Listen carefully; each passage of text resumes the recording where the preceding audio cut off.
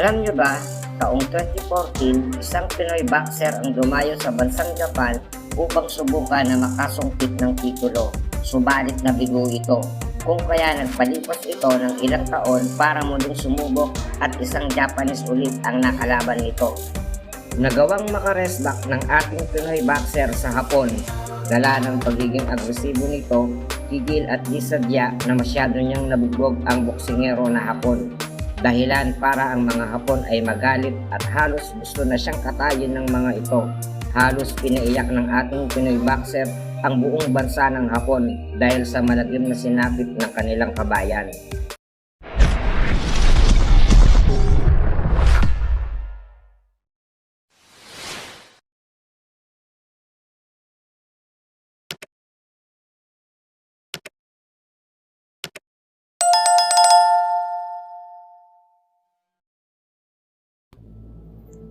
Matapos ang 5 magkakasunod na impresibong panalo mula taong 2012 hanggang 2014 na tinaguriang Rapido ng San Andres Catanduanes na si J. Rapido Solmeano.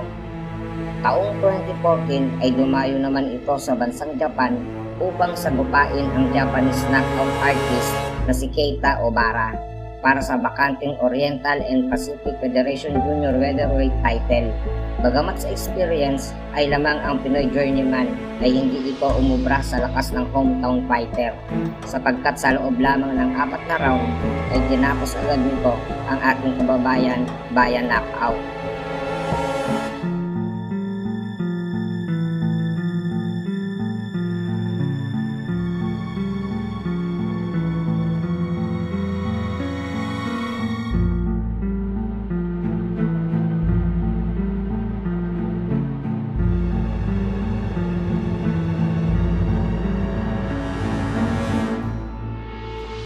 Matapos ang madugong pagkatalo nito sa Hapon, ay pansamantala muna itong tumigil sa paglalaro na masukan na lang muna itong trainer sa Hong Kong.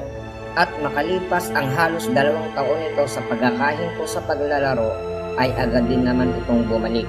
At agad din naman itong nakasagupa ang nambuhalang Japanese fighter na si Takahiro Oda para sa 8th round featherweight bout na ginanap sa Hong Kong Convention and Exhibition Center.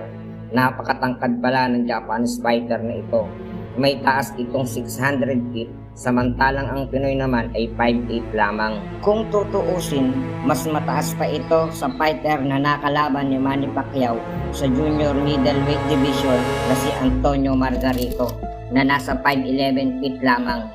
Bago ang laban, ito muna ang kanilang mga kartada. Si Takahiro Oda ay mayroong 9 na panalo, 3 talo at ang 7 dito ay panalo via knockout. Samantalang si Jay Solmeano ay mayroong 17 panalo, 3 talo, 1 tabla at ang 13 panalo dito ay via knockout. Sa kanilang laban, ring entrance pa lang ay panalong-panalo na agad ang datingan nitong si Jumbo Takahiro Oda.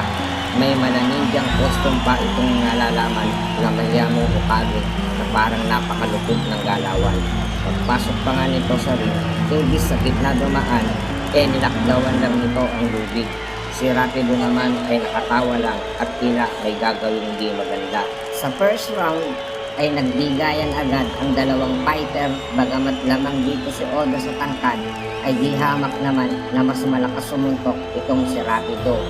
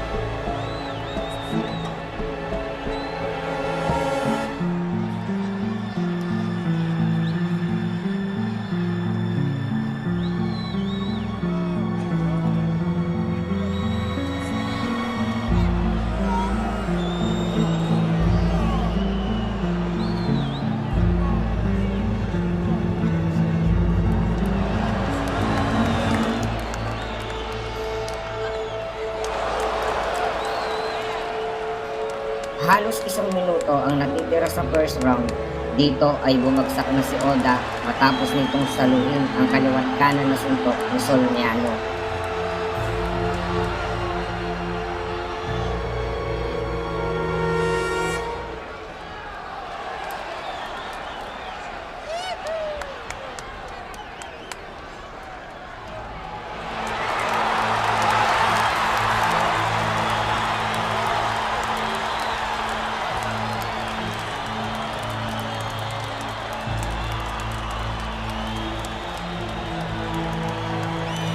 Nakatayo pa naman ito, ngunit sa ilang saglit ay muli na naman itong pinaulanan ng suntok ni Solmiano.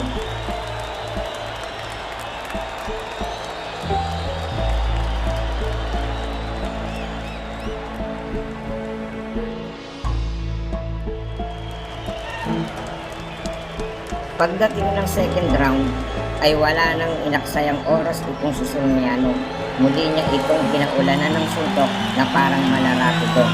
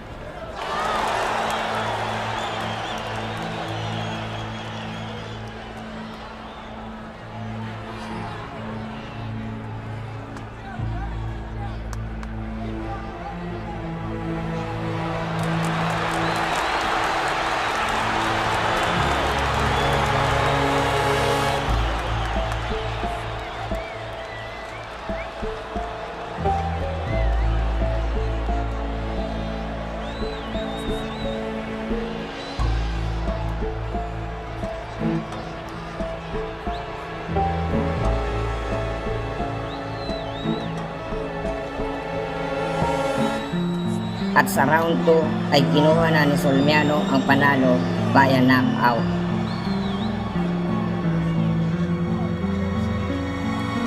Dahil umabot kayo hanggang dulo ng video ko, huwag naman sana natin kalimutan na mag-like, share at subscribe sa channel ko.